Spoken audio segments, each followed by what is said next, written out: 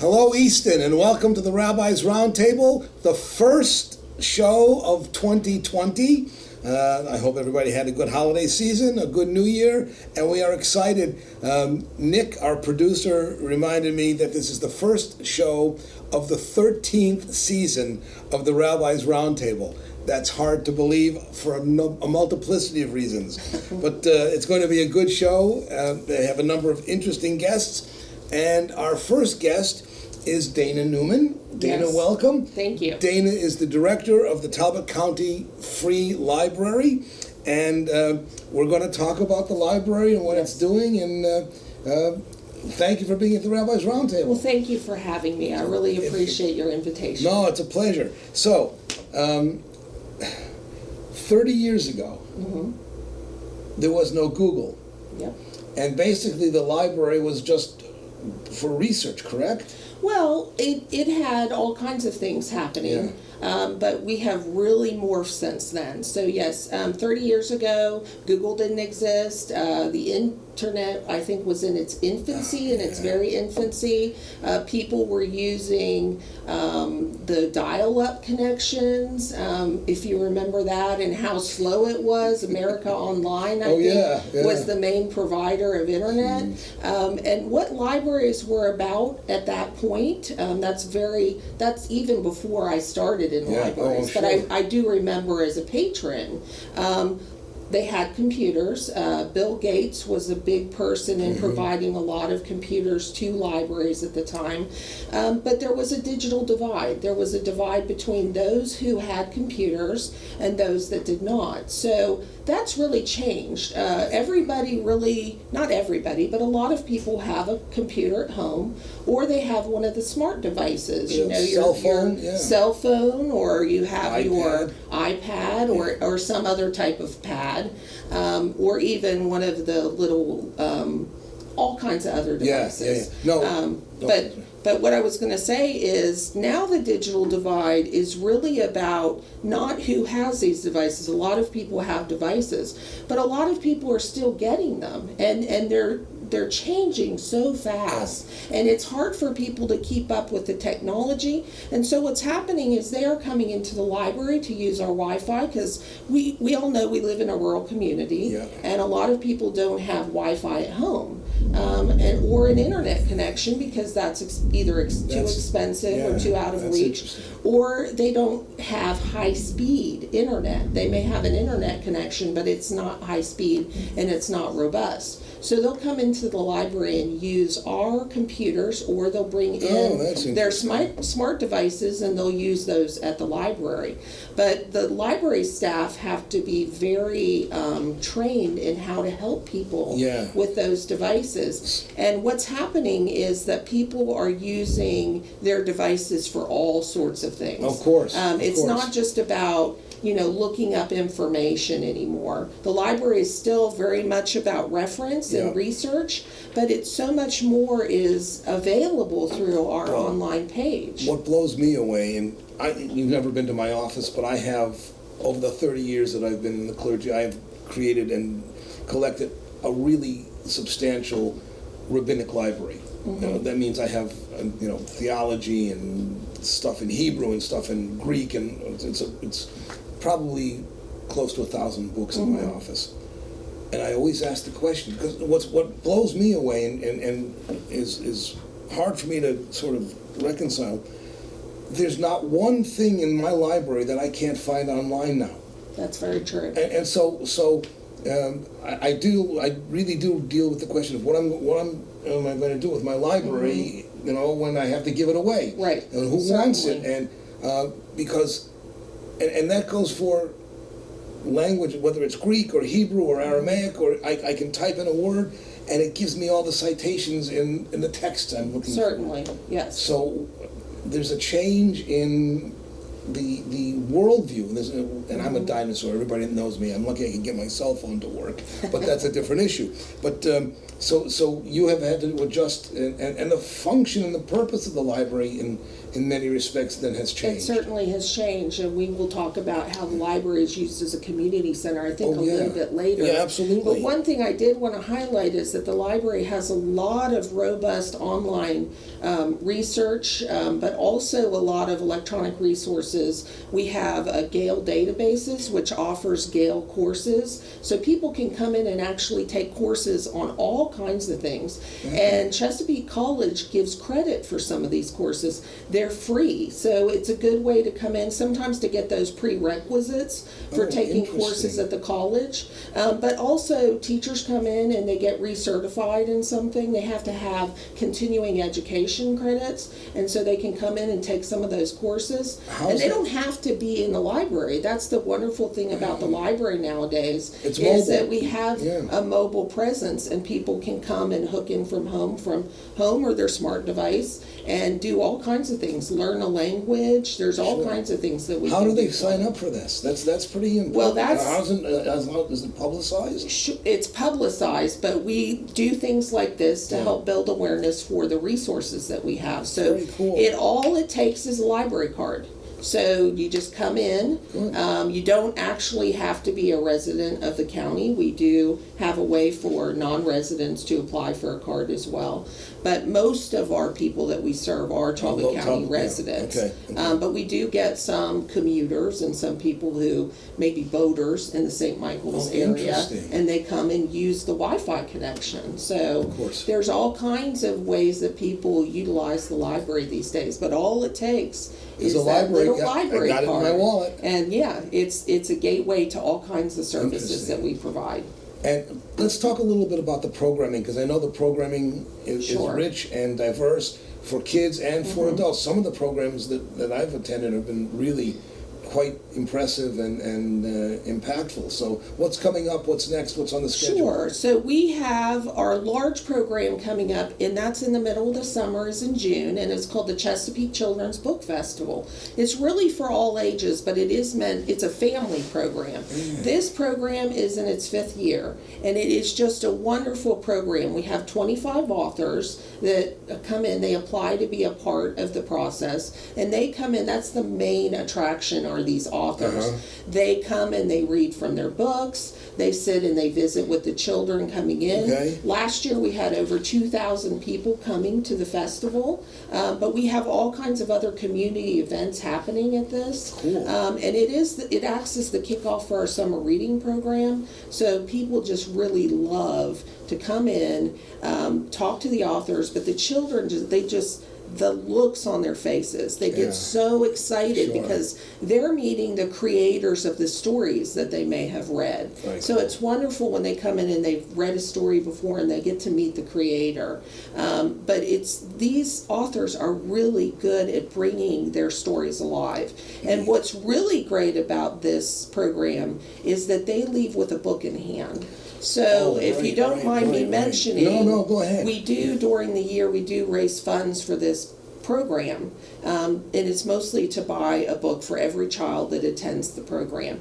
And again, we sign them up for the summer reading program, and they have a summer full of fun reading. I mean, they just love it. And we also have a reading to a dog program for children. Tell me about this. That's very unusual, but a lot of libraries are adopting this program. Some children they don't want to read out loud because they feel like they're being judged. So reading to an animal who's been trained to sit calmly and listen and interact with the child, they pet the dog and they read. And you would just really love to see this because they aren't afraid. That's fascinating. I Where didn't know about other that. people reading in the classroom can be kind of scary Yeah, for yeah, young children. sure. So reading to an animal, I think, just really brings them out. Whose idea was that? We have a volunteer at each library, so it really was kind of a meeting of the minds. She's been a long-time volunteer, and so she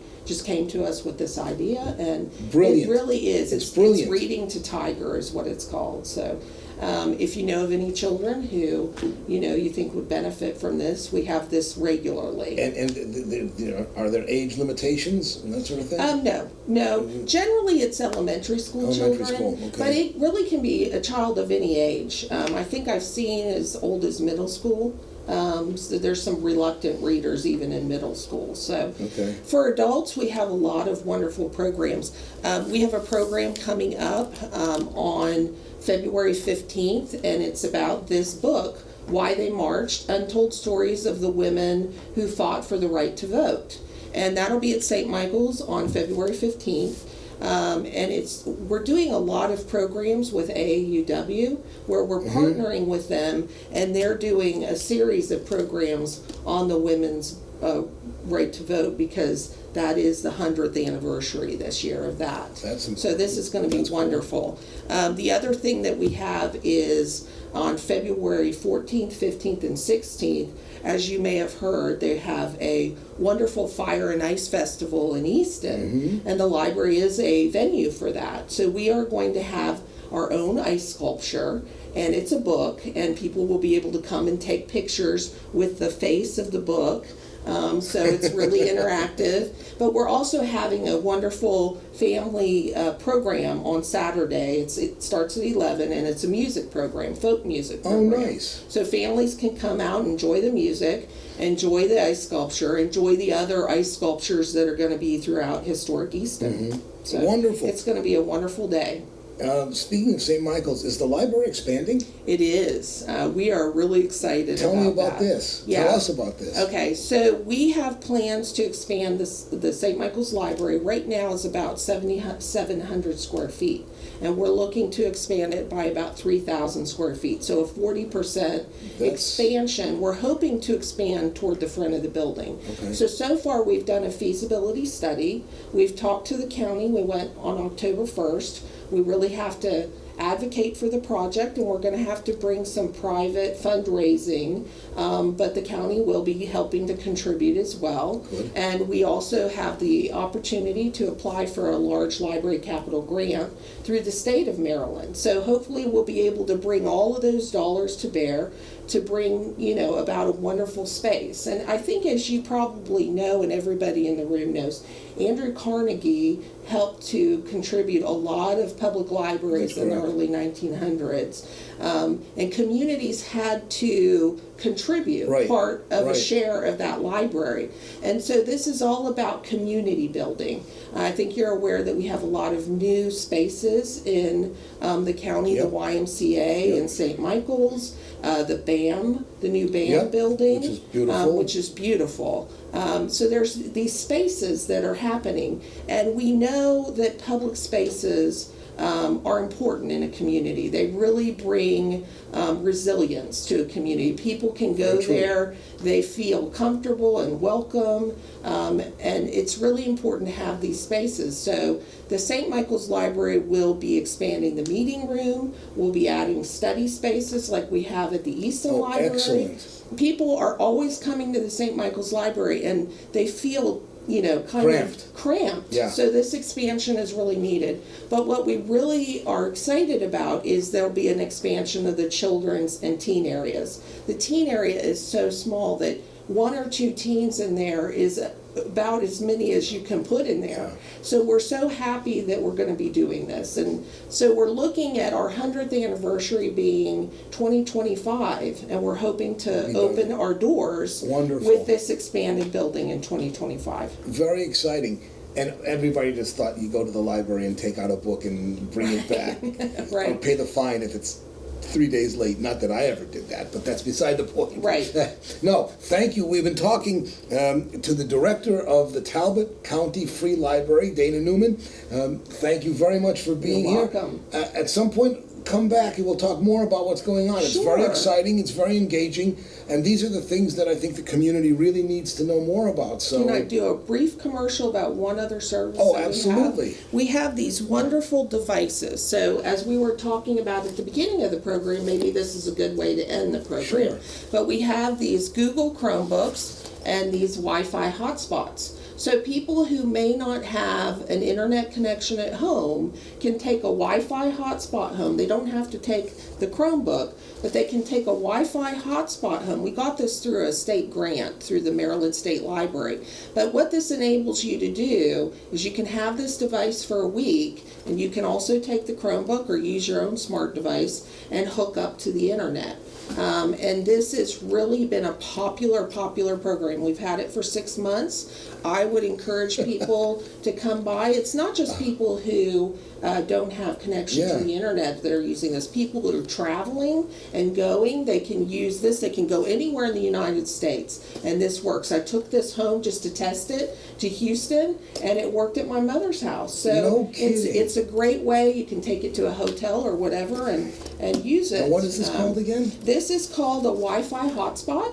And it's in the container, but it's a nice little container. A little carrying case. And what we have here is the Chromebook, and it actually comes with a hotspot, so it's all in the carrying case.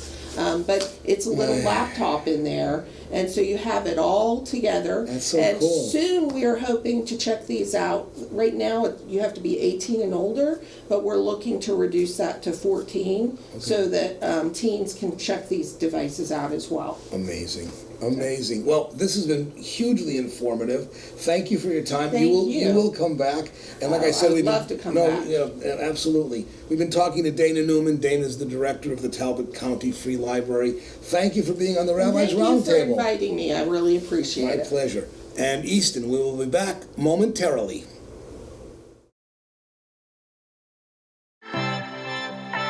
Did you know? MCTV programming is available online. Find our shows like Rabbi's Roundtable, Carlisle's Chesapeake, The Shameless Picture Show, Conversations with Sherry, and the Avalon Theater Presents at youtube.com/Midshore Community Television. The Avalon Foundation and MCTV programming is proudly supported by Chesapeake College. Chesapeake College, your time, your place. And we are back. And welcome again to the Rabbi's Roundtable. As I said earlier, the first show of the 2020 season. And I am now sitting with a very interesting panel.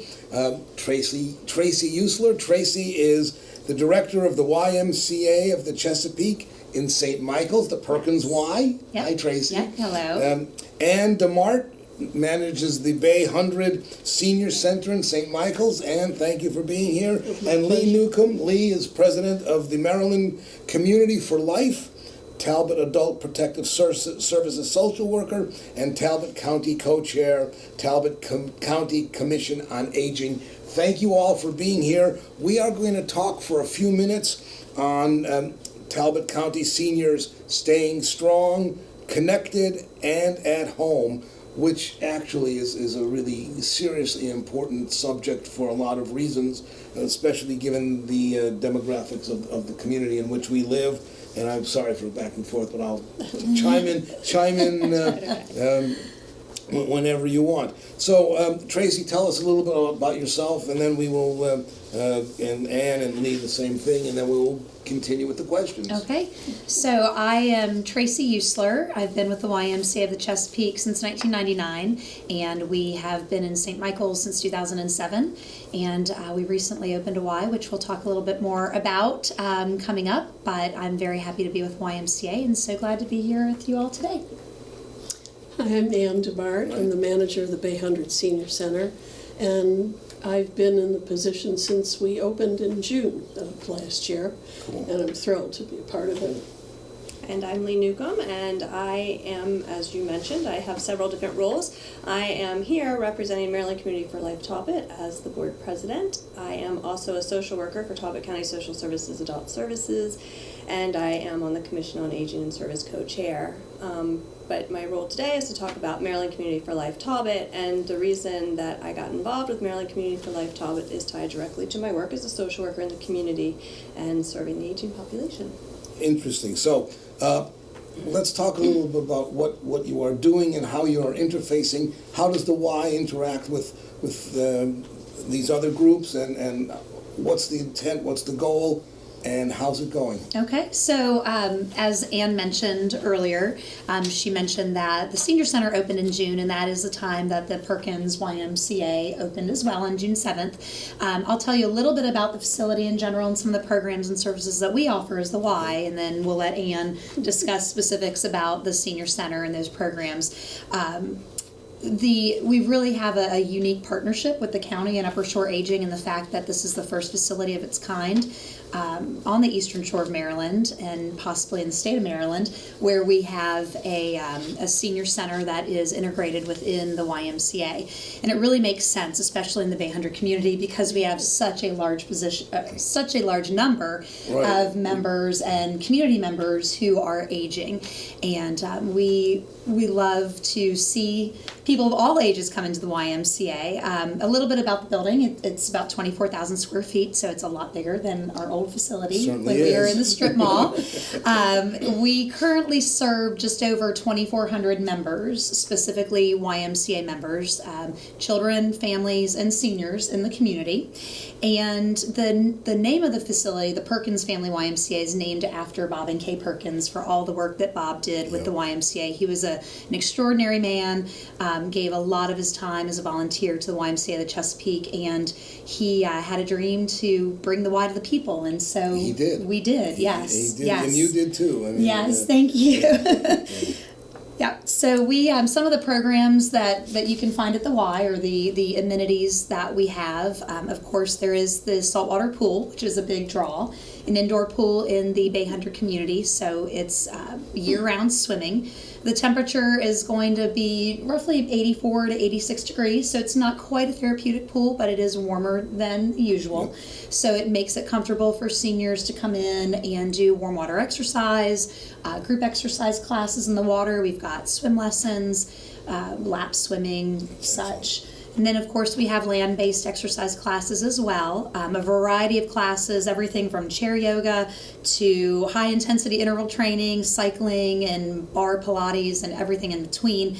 And all of our classes are really modifiable for anybody of any age, which is great. Well, you know me, I think the C in YMCA stands for community. That's right. Because what you and, of course, Rabbi and Derek and your colleagues have done here and in St. Michael's and actually all over the peninsula is really remarkable in building community. Yes. So yeah, this is exciting. It is, and we love to see people come in the heart of our facility is the lounge. Right. And it literally is the center of this facility, yeah. and that's where you see so many people developing community by meeting new people and interacting, and people of different ages and backgrounds and ethnicities and income levels. It's wonderful to see everybody that's in there. And Anne, share with us the same thing, how you are integrating into this program and supporting the community. Well, we're very excited to be part of the Y. We're an extension of the Brooklet Senior Center in Easton, so we offer many of the programs. But we have the advantage of being in the Y with multi-generations, which I think gives the whole atmosphere more excitement and enthusiasm for all the members. Part of the things that we offer, in addition to the exercise programs, is education courses, art classes, presentations on physical therapy and nutrition. And then also we have, because we're part of the community and the school, we've had student interns teaching courses. We had a couple of wonderful students teaching Spanish 101. I have a student intern who works with me every day, and she does everything from help to serve meals to playing pinochle with the pinochle gang, as I call it. But I can talk more about the programs later. But the Senior Center is open to anyone who's more than 60. I always say 60 and better. And we have special conditions for people maybe who aren't quite that age but are married to someone who is, or who has a disability. And Lee, share with us also from your perspective what's going on, and then we'll combine it all. Okay, so Maryland Community for Life actually started out as Talbot Village Connections, and we started in 2014, 2015, and it was a grassroots effort to provide supportive services to help seniors age safely at home. In 2018, we were awarded a grant from the Maryland Department of Aging, and with that grant, we were required to change our name and become one of 5 Maryland Community for Lives in the state of Maryland. And so since September of 2018, we've been operating as Maryland Community for Life. And we provide supportive services that include service navigation, transportation, home maintenance, home safety assessments, social and educational programs, visitation, to seniors aging in their own home, and we provide those services through a network of volunteers primarily. With the grant, we were able to hire a part-time service navigator who now, come January, became a full-time service navigator. Oh, excellent. That is huge. But we still rely 100% on volunteers. We have been volunteer-based since we started in 2014 with our board of directors, and we have remained dependent on volunteers to provide the services. So if somebody needs something done, they can call you? And They call us. They can become a member of our organization. So it is a membership-based organization, and all these ages are different. So we are 65 and older.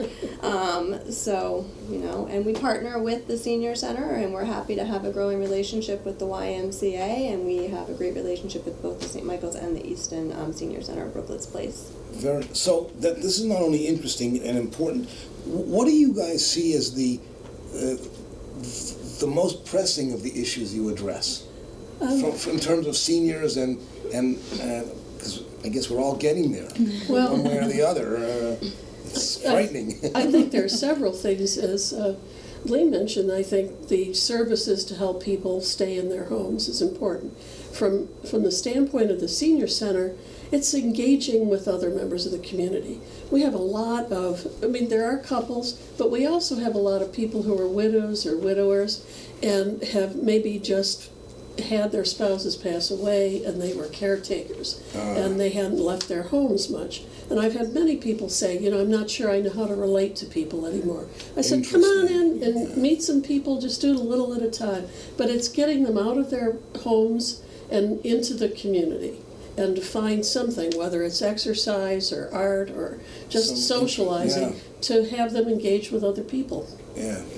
And to tie into that, social isolation is been research has shown that it can have detrimental health effects, those tied to equal to smoking cigarettes and equal to having obesity. So it can have very detrimental health impacts on you to be socially isolated and to engage people in community activities, and even with one other person. So if we're providing transportation and they develop a relationship with that volunteer driver, that's something they didn't have before, possibly. That's really interesting. Yeah, go on. Sorry, and go to ahead. get to your statistics, they're projected by 2030, Talbot County is going to have almost 40% of our population over the age of 65. Wow. Really? So that is huge, and the stats for Talbot County are higher than any other county in the state of Maryland, and higher than the entire state of Maryland in general. So that's why we wanted to start a program like this here. And when you survey seniors, they want to stay home. I don't want to go to a nursing home. I don't know anybody who really does want to go to a nursing home. That is a solution in some situations, but most people want to stay in their own home where they're comfortable, surrounded by their own stuff. And familiar, absolutely. Well, the why I know has been profoundly important in reaching out to the community, and especially I know, and I was there this morning. I just want to get credit for going. Yes, thank you. But the programming is there's focused programming, and it's really important. And these statistics, I think I'm sort of shocked. I didn't realize that. So that means there's a lot of work to do. What's down the road? What's happening in terms of growth and that sort of thing? And anything? Well, first of all, since we opened in June, we've registered more than 200 members for the Senior Center alone. Now, not everybody comes in the same day, but Right now, we're open 3 days a week, Monday, Tuesday, and Friday, from 8 to 3. We may be, depending on funding from the state and from the county, we might be expanding those hours. But we're also adding programs. Right now, we're in kind of a trial and error mode. You know, what works, what do people enjoy? I mean, everything from workshops and jewelry making to, well, we're also hosting 7 of the Chesapeake Forum courses, which I know you're involved Right, yeah, with. of course, yes. So- Yeah. So that happens. The other thing I did want to mention, though, that I didn't before, is that membership to the senior center is free. So people who may not be able to afford the Y can join the senior center and enjoy many of the courses offered through the Y in terms of exercise, but also other programs through the senior center. So we hope to grow those programs and grow our membership. And I'd like to just touch on something, if you don't mind. Anne had mentioned about the financial obligation. Obviously, with the senior center, it's completely 100% free, and we do, the YMCA is a membership-based organization that does have membership dues, but one very important part with the YMCA, the Chesapeake being the largest not-for-profit on the Eastern Shore, is that we never want to turn anybody away for the inability to be able to pay those monthly dues. And so we, regardless of your household situation, whether you're on a fixed income, a senior living on Social Security, or a single parent, or even just a family with 2 working individuals who just have too many bills to be able to have that extra spendable money, we do have financial assistance. We have everything from Membership for All, which is a sliding scale based on household income, and then we also have Open Doors, which if you have extenuating circumstances with higher bills, medical expenses, what have you, we're there for everybody. So we don't want money to be an issue, to be able to have access to the facility. No, I think that's important to get out and have people who can be supportive and contributory to realize that this is not just about playing basketball for the 7th graders. Right. And we do have pickleball. We have pickleball that is great. A lot of the seniors They love do. They pickleball. I still don't know what that is, but that's another conversation. That's right. In that same line, in terms of affordability, I'd like to mention that we also serve lunch on the days that we're open for the senior center. Now, anybody can attend, but for seniors, we ask for a suggested donation of $275, which, and we don't ask, Right, actually. We right. suggest it. Right. Other people may join us for a little bit more of a fee, but it's a nice thing to be able to offer people a nice nutritional meal. And as I mentioned before, we are a membership-based organization. We have 3 levels of membership, but we also have a scholarship program, and 25% of our members are currently recipients of our scholarship program. And thanks to the generous funding of Christmas in St. Michael's and the Women and Girls Fund, it has given us the opportunity to provide scholarships.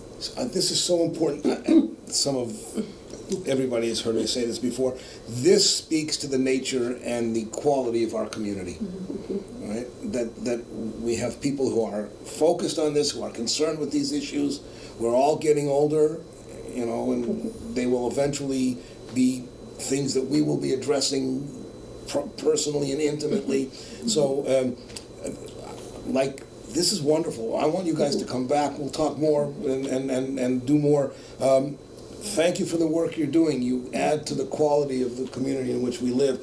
We've been talking to Tracy Eutsler and DeMart and Lee Newcomb about aging and the elderly and the aged in our community, the work that's being done, the programs that are offered. Thank you all for what you do, and thank you for being on the Rabbi's Roundtable. And Easton, we will be back in 1 minute. Thanks for having us. We are MCTV, Midshore Community Television. We want your help in making our station more robust so that we can better serve the residents of Talbot County. So, how can you help? If you are already making video content, submit that content for broadcast to the station. It's free! Are you involved in events, shows, or lectures that would be of interest to the community? We can work with you to figure out the best way to capture those events for airing on MCTV. Be it training, equipment rental, or hiring our production staff to film at a reasonable rate. Do you want to produce your own show? Let us help you get started. Come be a part of this valuable community resource. Email the station at nick@avalonfoundation.org or visit us in the basement of the historic Avalon Theater at 40 East Dover Street in downtown Easton.